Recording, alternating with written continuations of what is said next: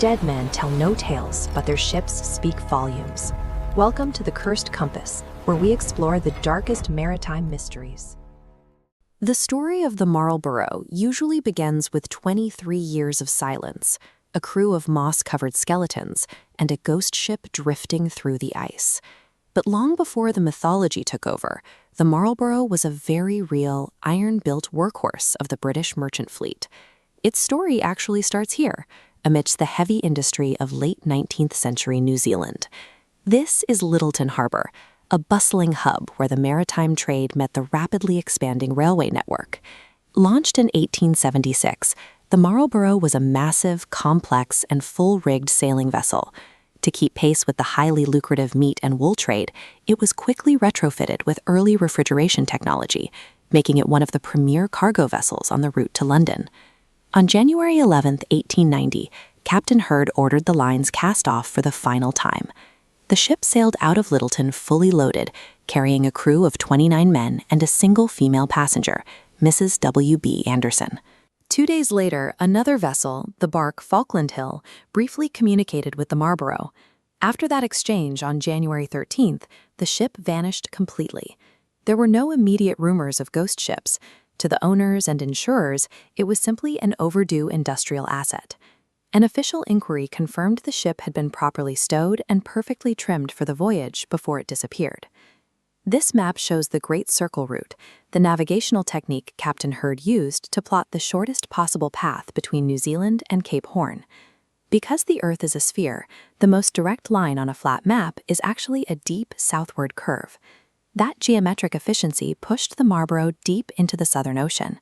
Captain Heard was known for sailing as far south as 68 degrees latitude, placing the ship squarely in the drift path of Antarctic ice.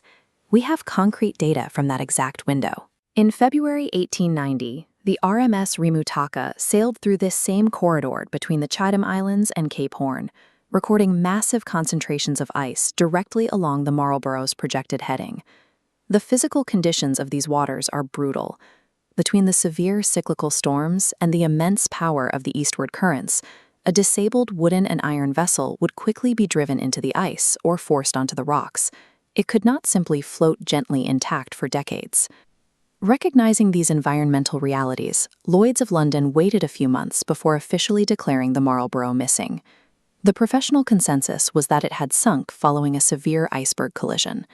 The combination of the ship's deep southern latitude and the confirmed presence of heavy ice in early 1890 provides a physical explanation for the loss. The vessel encountered an insurmountable maritime hazard, leaving no room for supernatural drift. The first cracks in the factual record began a year later. Reports surfaced in Canadian newspapers claiming shipwrecked British sailors had been seen near Good Success Bay in Tierra del Fuego, prompting the Royal Navy to dispatch the HMS Garnet in mid-1891. The Garnet systematically searched the bay and the surrounding coastline. They found absolutely nothing. This established a recurring pattern in the Marlborough's history. A sensational rumor spreads through the press, followed by an empty archival reality. The legend gained serious traction when an English sailor named Thomas Sidney Burley claimed that he and a few survivors had stumbled upon a lifeboat clearly marked Marlborough of London, alongside a makeshift tent and several skeletons on the Mitre Peninsula. Burley was a credible seaman who had survived the wreck of his own ship, the Cordova. However, his detailed testimony about the Marlborough lifeboat didn't circulate until decades after the event. To test his claim, we have to compare the timelines. Archival records show the Cordova sank off Tierra del Fuego in July of 1888. The Marlborough didn't leave New Zealand until January of 1890. That creates an 18-month gap. Burley was wrecked, rescued, and safely out of the region a year and a half before the Marlborough even began its final voyage. Burley likely did find a tragic scene on that beach, but because memories fade over decades and famous tragedies dominate the public consciousness, a genuine artifact likely became misattributed to the most famous missing ship of the era. If the lifeboat on the beach didn't belong to the 1876 Marlborough, we have to ask whose wreckage Burley actually stumbled across. The answer points to a German bark called the Iquique. In 1883, before our ship vanished, the Iquique lay missing near Cape Horn with 30 crew members on board. Lloyd's registries from the mid-19th century reveal the missing connection. Built in 1862, the Iquique was launched and registered under a different name, the Marlborough. When the Iquique went down in 1883, crew who managed to pull their lifeboat onto the beach at Good Success Bay faced a bleak reality. The area was desolate, and the Argentine government wouldn't establish a settlement there for 4 years. Burley had likely found the Iquique's lifeboat. The skeletons on that beach fit the timeline of the 1883 wreck far more closely than they do the 1890 disappearance. The primary physical evidence supporting the Marlborough legend dissolves under scrutiny. The mysterious shoreline discovery appears to be an earlier, forgotten disaster caught in identical names.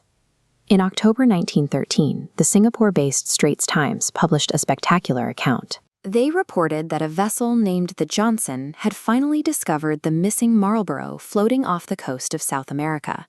The article read like Gothic fiction. It described a ship wrapped in green decay, with 20 skeletons locked in their final positions, frozen in time and floating for 23 years. The story claimed the ship was found near the coves of Punta Arenas. By the 1890s, Punta Arenas was a rapidly growing settlement. A massive, derelict sailing ship could not drift through one of the world's busiest shipping lanes for 2 decades without being spotted. The article vividly depicted the tragic scene of the captain's skeleton resting quietly on the bridge.